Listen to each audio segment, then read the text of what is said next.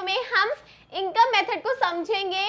Income method जो कि national income chapter में से है। अगर आपका गाइस ये चैप्टर हो रखा है तो ये क्वेश्चन को फटाफट नोट डाउन करो और खुद से एक बार प्रैक्टिस करो और देखो कि आंसर मेरे साथ मैच होता है आपका या नहीं होता, अगर ये आपका चैप्टर हो रखा है।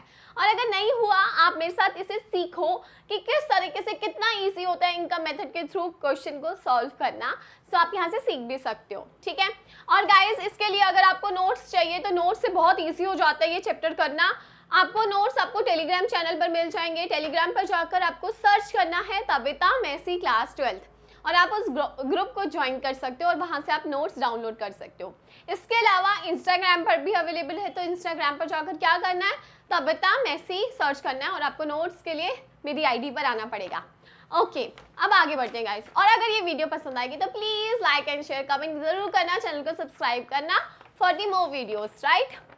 अब गाइस देखो, जब भी हम लोग इनकम मेथड करते हैं तो आपको पता होना चाहिए कि जब आप इनकम 5 इनकम के बारे में बात करते हो, 5 इनकम कौन सी होती हैं, वो इनकम मेथड के थ्रू 5 इनकम कौन सी होती है हमारी, compensation of employees, rent and royalty, और इसके अलावा profit, interest plus mixed income. अब ये गाइस मैंने आपको लास्ट वीडियो में थ्योरेटिकल कंसेप्ट की वीडियो में बताया था कि 4 इनकम जो होती हैं वो तो आपके फैक्टर इनकम ही होती है और 5वीं जिनका पता नहीं चलता हम उन्हें मिक्स्ड इनकम में डालते हैं, लाइक सेल्फ एम्प्लॉयड जो इनकम्स होती हैं, राइट।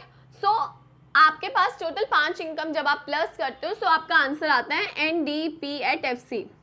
एन बोले तो नेट, डी बोले तो डोमेस्टिक, पी बोले तो प्रोडक्ट, तो net domestic product at factor cost. अगर गाइस आपको इनमें कहीं पर भी डाउट है, NDP, GDP, जी मतलब ग्रॉस होता है, आपको ये कंसेप्ट अभी क्लियर नहीं है तो इन पर भी वीडियोस अवेलेबल है जहां पर ये कंसेप्ट बेसिक क्लियर कराए गए हैं, राइट।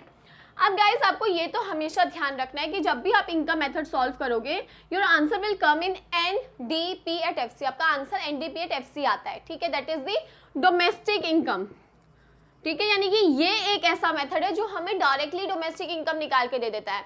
अदरवाइज जो 2 मेथड है, वैल्यू एडेड मेथड और एक्सपेंडिचर मेथड, दोनों हमें क्या देते हैं, GDP या MP निकाल के देते हैं, तो हमें इसमें चेंज करके खुद डोमेस्टिक इनकम निकालना होता है, राइट। लेकिन ये मेथड एक ऐसा है जो ऑलरेडी हमें डोमेस्टिक इनकम पक्की पकाई दे देता है, NDP at FC, राइट।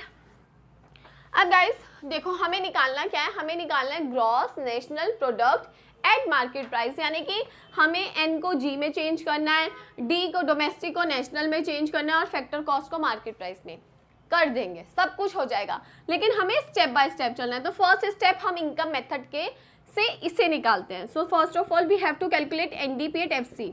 कैसे निकलेगा, इंफॉर्मेशन देखते हैं। कंपेंसेशन, अब आपको देखना है कि कंपेंसेशन है या नहीं है। सो कंपेंसेशन यहाँ पर गिवन था, कंपेंसेशन कितना गिवन है आपका 500, कंपेंसेशन ऑफ एम्प्लॉयज 500 है। Rent and royalty, rent and royalty एक ही दे रखा है 250, ओके। प्रॉफिट कितना गिवन है, प्रॉफिट गाइस डायरेक्टली इधर गिवन नहीं है। मैंने आपको लास्ट वीडियो में भी बताया था थ्योरेटिकल में कि प्रॉफिट के 3 पार्ट होते हैं, यानी कि एक कंपनी को जब प्रॉफिट होता है ना तो सबसे पहले गवर्नमेंट आ जाती है, गवर्नमेंट का जी कुछ टेढ़ा बन गया, गवर्नमेंट आ जाती है क्या लेने, टैक्स लेने, और इस टैक्स को हम कॉर्पोरेट टैक्स कहते हैं, ठीक है। फिर जो पैसा बचता है उसमें हमारे शेयर होल्डर्स आ जाते हैं क्या लेने, डिविडेंड लेने। फिर और जो पैसा बचता है बेचारी कंपनियों से जोड़ लेती है किस नाम से, रिटेन्ड अर्निंग। तो यानी कि जो कंपनी को प्रॉफिट होता है उसको 3 भागों में डिवाइड किया जाता है। सो अगर आपको ये गिवन है तो आप डायरेक्टली ये ले लो, लेकिन अगर ये नहीं गिवन तो आपको ये 3 चीज़ें देखनी है क्वेश्चन में और उन्हें प्लस करना है। सो कॉर्पोरेट टैक्स येस गिवन है हमें 400 रुपये के, प्लस डिविडेंड, डिविडेंड गिवन है येस, डिविडेंड गिवन है 220 का। इसके अलावा retained earning, retained earning given है हमें, कहाँ पे गिवन है retained earning, saving. Retained earning मतलब सेविंग होता है, रिटेन्ड अर्निंग कंपनी की भाषा में उसे सेविंग को रिटेन्ड अर्निंग कहते हैं। सो सेविंग कितनी गिवन है 200। अब हमें प्रॉफिट का पार्ट भी हो गया, यानी कि इन 3 चीज़ों को मिला के हमारा प्रॉफिट भी बन गया। इंटरेस्ट चाहिए, इंटरेस्ट गिवन है हमारा 100 और मिक्स्ड इनकम, मिक्स्ड इनकम हमें गिवन है येस गिवन है 120। अब हमें गाइस इसे सिंपली प्लस करना है, थोड़ा सा इसे रब करते हैं, ठीक है। अब इसको प्लस करते हैं, 5 + 250 750, 750 + 620 + 2 3 4 420, अब इसको इकट्ठा प्लस कर लेते हैं, 90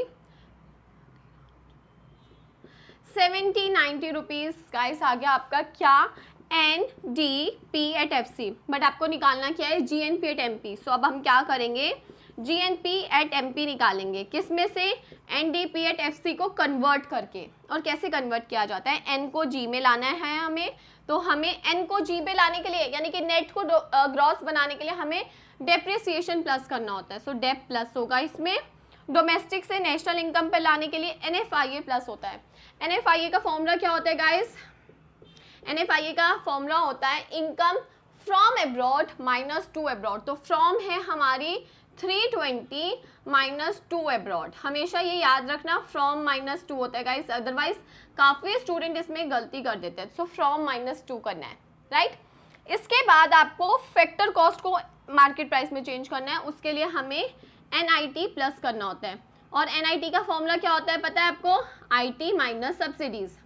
NIT क्या होता है, नेट इनडायरेक्ट टैक्स, और वो कैसे निकलता है, इनडायरेक्ट टैक्स में से सब्सिडीज माइनस करके। सो इनडायरेक्ट टैक्स में से सब्सिडीज कहाँ है, यहाँ पर है, माइनस करके। अब इसे सॉल्व करते हैं गाइस, बहुत इजी सा है। आपको ये देखो कि आपको इस क्वेश्चन में ना उन्होंने सारी चीज़ें चेंज करवा दी, आपकी 3 चीज़ें चेंज होती है, तीनों करा दी, नेट को ग्रॉस में चेंज करा दिया, डोमेस्टिक को नेशनल में, फैक्टर को मार्केट में। सो आप इस क्वेश्चन से सारी चीज़ें सीख सकते हो कि कौन सी चीज़ कैसे निकाली जाती है। अब ये हमारा आ रखा था 1790, डेप्रिसिएशन प्लस करना है, कर दिया। NFIA प्लस करना है, कितना आ रहा है, 320 माइनस 250, 70 कर दिया। IT माइनस सब्सिडीज, यहाँ पर आप चाहे तो ये लिख सकते हो 320 minus 250। IT minus subsidies, IT है आपका 200 माइनस सब्सिडीज, सब्सिडीज कितनी है आपकी 200। सो कोई इफेक्ट ही नहीं आएगा इसका। तो ये हो गया गाइज 1890 प्लस 70, और ये तो हो गया 0। सो ये हो जाएगा 1960 रुपीज़। अगर करोड़ में आंसर है तो करोड़ में आ जाएगा, ठीक है। और इस तरीके से आप इजीली इस आंसर को निकाल सकते हो, लेकिन स्टेप बाय स्टेप करोगे तो उतना इजी रहेगा। अगर आप सीधा डायरेक्टली जंप करके ये निकालोगे तो मुश्किल हो जाएगी। सो आपको स्टेप बाय स्टेप बढ़ना है। सबसे पहले आपको NDP एट FC निकालना है। जब आपका ये निकल आएगा फिर आपको देखना है कि हमें चेंजेस करने क्या है, हमें क्या निकालना है, फिर उस पर जंप करना है। तो उस पर जंप करने के लिए आपको स्टेप देखने हैं, राइट। तो इसे नोट्स के थ्रू गाइस समझिए, स्टेप बाय स्टेप करिएगा, तब आपके आंसर सही होंगे। ये मेरा एक्सपीरियंस, मैं अपने एक्सपीरियंस से आपको बता रही हूँ। अगर आप स्टेप बाय स्टेप इस क्वेश्चन को करते हो तो आपका आंसर हमेशा सही आएगा, लेकिन अगर आप सब कुछ खिचड़ी बना के कर दोगे तो गलत हो जाता है, राइट। सो आपको इस तरीके से इस क्वेश्चन को सॉल्व करना है। और अगर आप कहीं पर अटकते हो गाइस तो आप मेरे साथ शेयर कर सकते हो, इंस्टाग्राम पर, यूट्यूब पर, ठीक है, टेलीग्राम पर शेयर कर सकते हो। और अगर कुछ भी चीज़ समझ नहीं आई है तो आप मेरे से पूछ सकते हो। और अगर कोई मुश्किल क्वेश्चन आपको टकराता है जो आपसे नहीं हो रहा है तो वो भी आप मेरे साथ शेयर कर सकते हो। Thank you.